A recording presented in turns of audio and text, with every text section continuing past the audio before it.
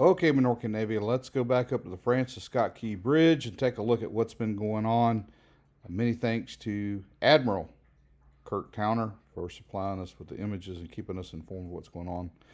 When we look at the images here, goodness gracious, we're looking at first the road deck is gone and they have started lifting the steel girders off. It looks like they've gotten 3 off so far.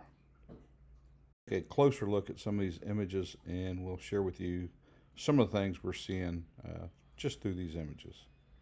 One of the first things we see here is the shore-spaced crane, the crawler crane that they are working here. They have done a lot of work to level out the pads here. You can see that rock in there that they put in there.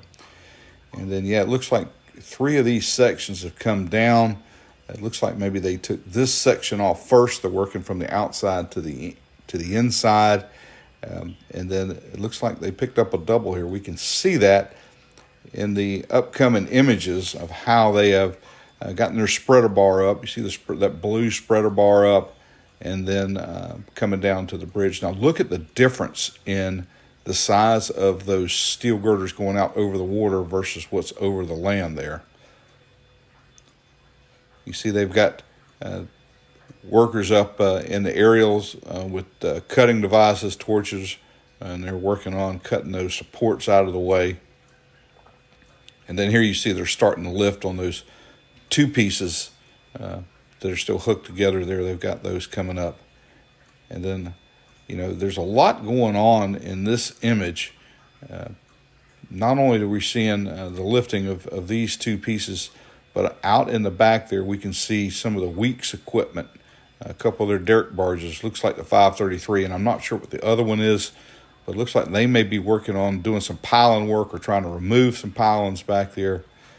Here we can see that pick coming down.